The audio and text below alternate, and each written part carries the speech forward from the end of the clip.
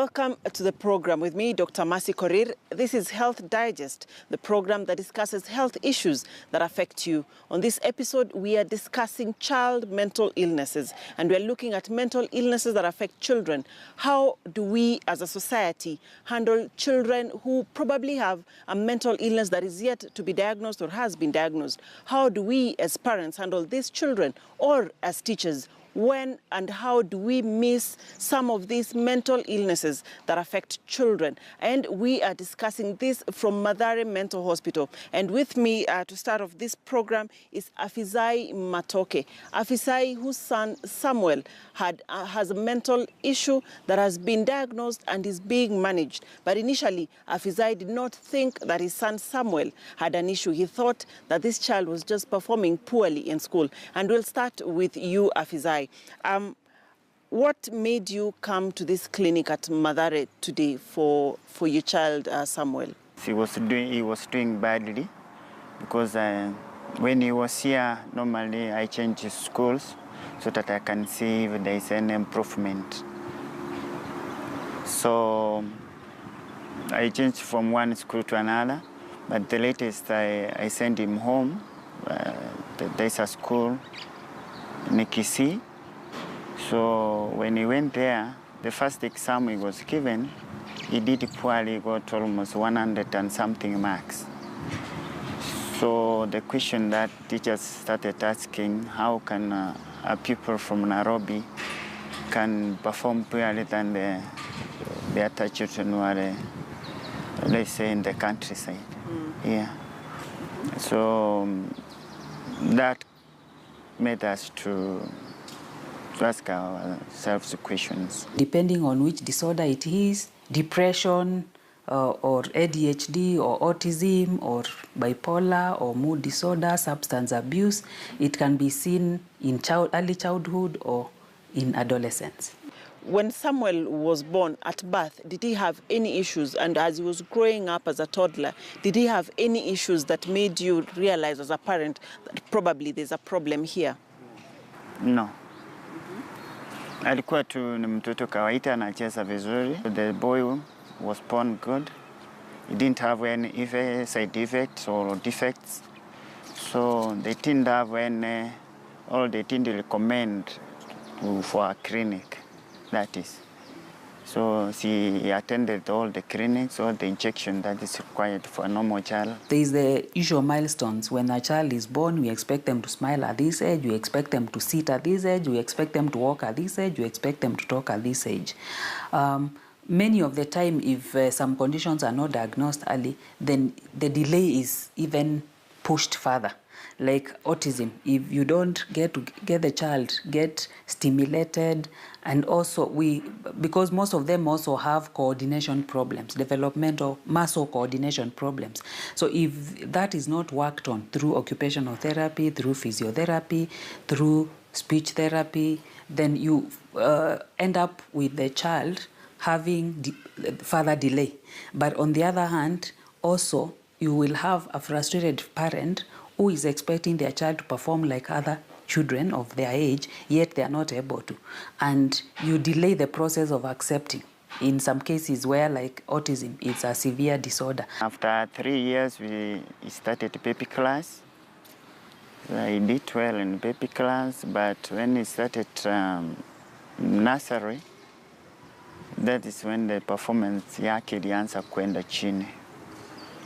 So tukauliza mwalimu what's happening, akasema he will improve. So at pre-unit, the same case. So we transferred him to another school. But akapewa interview na akapita. But kwa languages Kiswahili na Kisungu ndio ilikuwa shida kwake, but wakasema atafanya tuition. So from there aliendelea kwa hiyo shule, lakini naye marks yake kulingana hiyo shule performance yake iko juu. Na mtoto akiwa kwa hiyo shule ana expect akuwe na more marks ama akuwe ni mtoto sio kama shule zingine zilikuwa around hapo. our school system has been very involving. We've substituted some of those things, life skills, ethics, social studies, with academics. And so we need to make sure that we bring them back, because we need to bring out responsible students, not just students who have S and they cannot be able to survive in the community. Ifika standard 6, the school ikasema nataka alipit. Ati waone sasa akienda 7 na waone kama hata kuna kitu atafanya. Sasa tukiuliza mwalimu na mwalimu anasema he lacks concentration in class. Sasa tukaanza kuuliza swali, mtoto unaona a concentrate kwa class, wewe as a teacher ni nini unafanya? Ati tumejaribu, na sasa mtoto amekuwa kwa shule na wewe ndio ndio unatakiwa kuchua ni nini na distract yeye kwa masomo yake ama ataki ku concentrate kwa class. So the teacher akasema nao hatuna solution nyingine, maybe tumuombe, because we have tried all the best. As early as 2 years, disorders like the autism spectrum, where a child is not able to achieve speech, not able to relate well with other either caregivers or children, or not is obsessed with one particular toy or one particular game.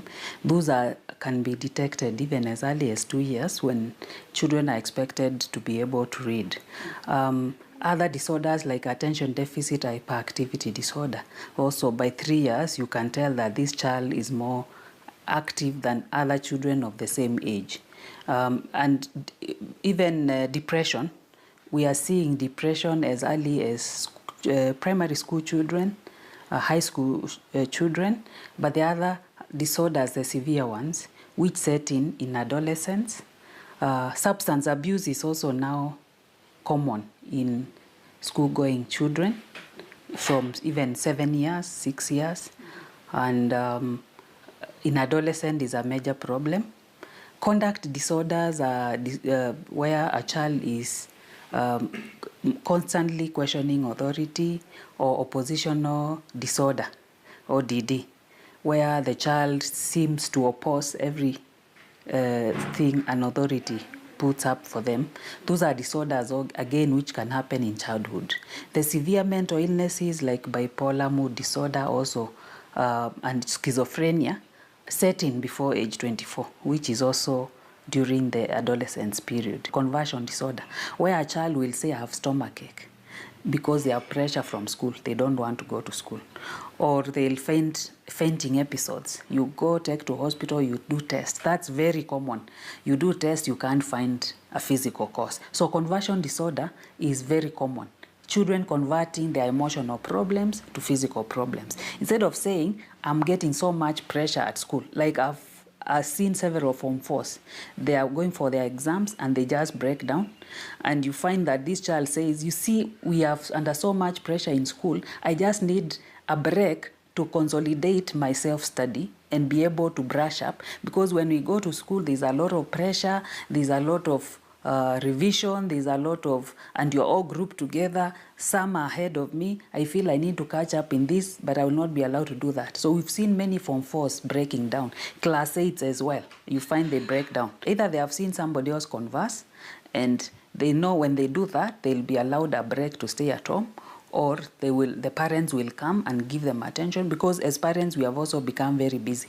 Na kama mzazi ambaye ulikuwa unashangaa mtoto wako shuleni hafanyi vile ulikuwa unatarajia, ulikuwa unafikiria nini wakati huo wote wewe kama mzazi? My complaint kwa shuleni ilikuwa mtoto amekuwa amba from standard 1 mpaka 6. Sasa hiwezi kuja kuniambia that alipiti shule. Na hiyo muda yote nimekuja nikicomplain. It's not performing well. Shuna mpaka narudi tuition. Sasa ukiniambia alipiti, ndio atakuja kufanya nini? That improve. So change from that school, nikampeleka public school. Hii ilikuwa academy. So naye akapewa interview before kuwa admitted. So anaenda class 7 hata wale walikuwa in that public school walikuwa mbele yake. Kasema sasa kulingana na huyu mtoto hatumuoni kama alikuwa anasoma kwa hiyo shule. So kuchuliza sasa unashindwa ni nini uelewi. Sasa nikaambia mwalimu nilikuwa nimefika mwisho ya kusema kama masomo isiki waje tumsukuma, because tunaweza kumsukuma tupate tunalipita hata hiyo mwezi kama hawezi improve. Ametoka shule ilikuwa number 4 amekuja kwa hii. So ilikuwa na expect yeye ndiye atakuwa number 1 in class or with more marks. So mwalimu alikamfanya akalipit hiyo standard 6. Tukajaribu kumfanyia tuition, hakuna kitu. So maybe nikaona si alikuwa na work from home to school. Nikaona maybe nchiani kuna vitu anafanya. Maybe amepata anata group ile inamfanya. Hapa shule ama kwa nyumba kuna TV. Wakati hatuko ukimwambia some yeye ana switch kwa TV. So kaona wacha nipeleke nyumbani ndio TV hakuna, maybe I change environment then we can see ni TV ilikuwa inafanya some ama ni nini ilikuwa. So huko ndio alienda akafanya western vile na expect mtoto ya standard 8 kufanya mtihani. Normally the parent or the caregiver will have started seeing the difference between their child and those of the same age set. But again, different children, just like adults, have different temperaments.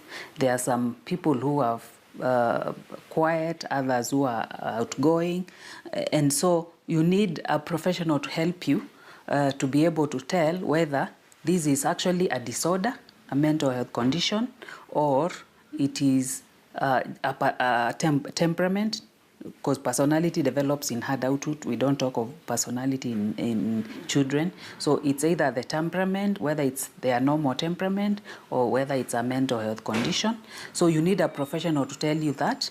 And by the time even a child, like for those who visit us, a parent has called and said, I've seen this and this and this. When they join kindergarten, the teachers will also notice this child is either hyperactive compared to the others of the same age, or this child is more oppositional than the children of our age, or this child cries a lot, is withdrawn, as behaviors which are not being seen in other, because teachers, you know, they have taught different classes and they deal with that. If they are 3-year-olds, they are all 3-year-olds. If they are 4-year-olds, they are all 4-year-olds.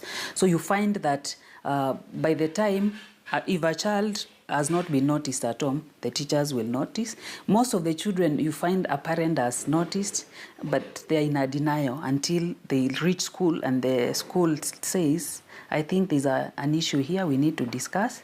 And that's why for us to be able to assist children and adolescents, we need to also reach out to educate the parents and the public in general, and also teachers, because they also interact a lot with them and they can help the parent. Shida ilikuwa tumejaribu kumpeleka Apeta School kwa kulingana na level ya hiyo school iko juu. So tulikuwa nachuliza ni nini huyu hawezi kushika. Maybe wanasema mahali alianzia nursery ndio hawakumold vizuri, hakupata the basics za masomo. Maybe ndio inampatia challenge. So kama ni Kisungu na Kiswahili tukasema okay, let's do addition for that hizo subject mbili. But naye ilikuwa inakucha hakuna kitu.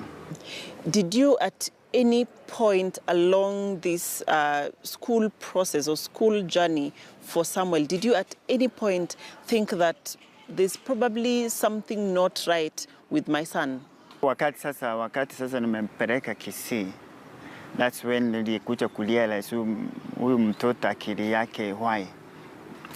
Yeye kasema sasa waje tukuche hospitali, maybe akili yake tuangaliwe, maybe upongo yake ni kwa sababu hata at times akitaka kukuexplainia something huwa anachukua muda. So sitakwambia straight away, anamchukua muda kukuelezea, kukuweka vitu straight. people do not understand that even in children, if you don't manage the mental health conditions, even learning will be affected. Learning disorder is also part of the common childhood disorders. Let's say, like, if attention deficit hyperactivity disorder is not diagnosed, that child will not be able to relate well with their peers, so they will not make friends well. They will engage in substance use early because they want to calm themselves down. Their performance will be affected because they keep being distracted and no one has noticed there's a problem. So you find that those disorders, many parents would fear, one, to put their children on medication.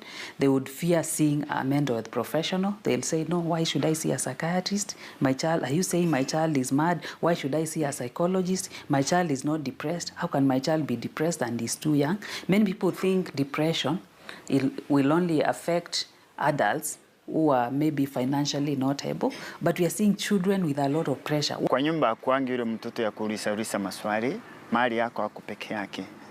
So tulikuwa tunakaa Mathare before tukue mali tuko.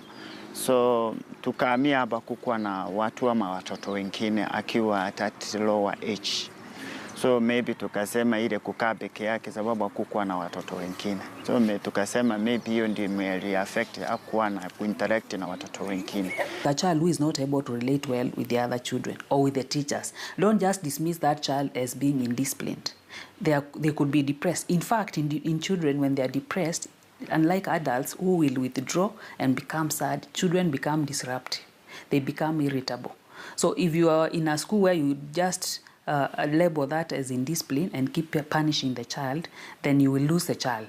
So we need to educate the public more to understand. Teachers also are part of the public. We need to introduce back life skills. Life skills in schools are about understanding yourself, your strengths, your weaknesses as a student, as a pupil, understanding how to relate with others, and understanding how to make decisions and the impact of every decision. Do you think at any time mtoto wakati alikuwa anakuwa wakati ya perform vizuri that labda you missed getting the right diagnosis or getting what? Yeah, so the mistake tulifanya atuchai from that age atuchai mpeleka for a different opinion kama kwa daktari tuseme tabia zake.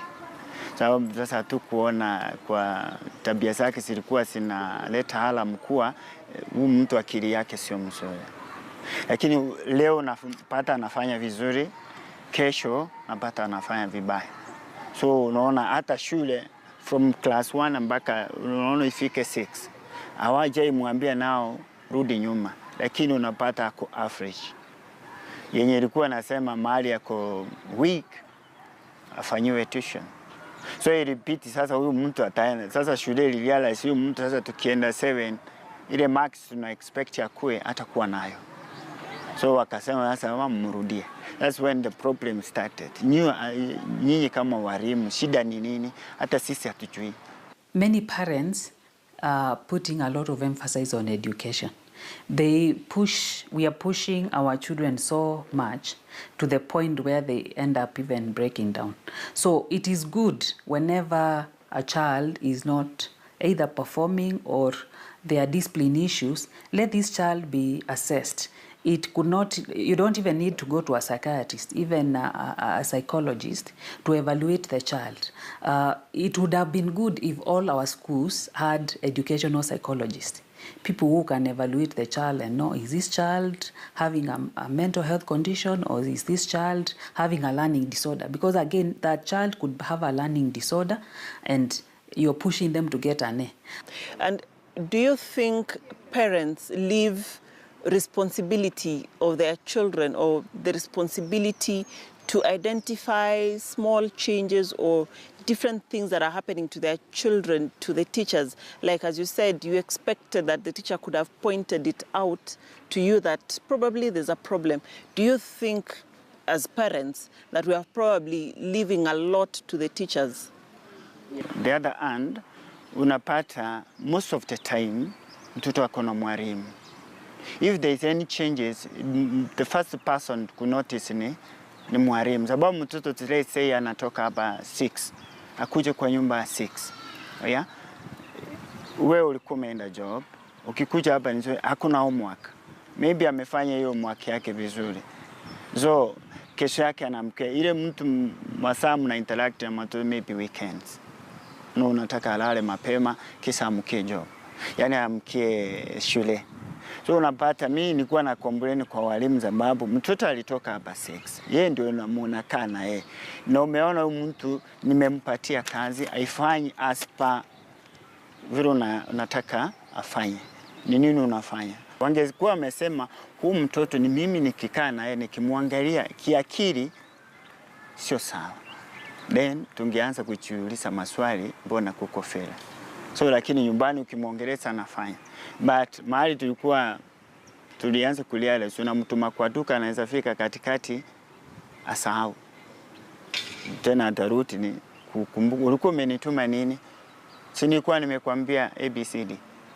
So tena ndiye anakumbuka. So hapo ndio tu kuchukulia maybe tunasema amefanya mchezo mingi kwa barabara ama kwa njia akasahau chenye ametumwa. So at times tunachilaumu sababu like me sikufuatilia.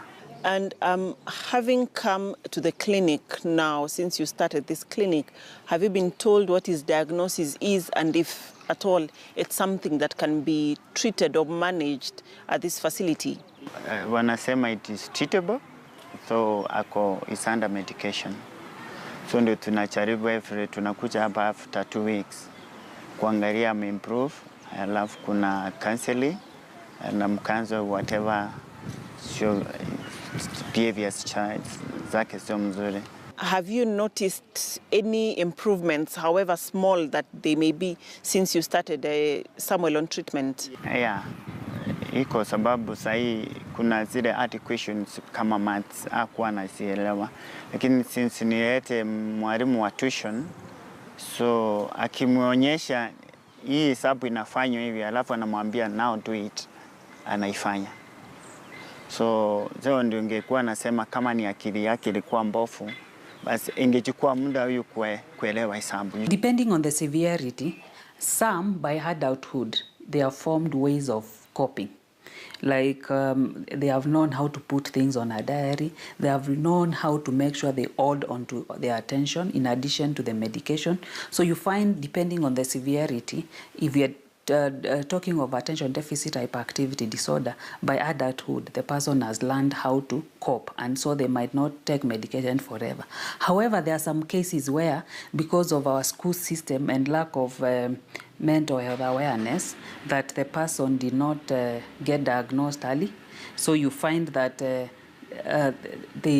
you discover them in adulthood, where they keep changing jobs, they get into drugs, and that's the time you are diagnosing them. So that's the time you start them on medication. Tunakaa sana kitambo tukuje kulia shida ya mtoto. So ndio nasema ni vile ukiona any sign, the sign of ya mtoto behavior yake tofauti, ndio nasema natakiwa kwenda kuona daktari ndiye siende kwe umechelewa. Yeah. We'll take a short break from that, and when we come back, we'll continue with this discussion on childhood mental illnesses or mental illnesses that affect children.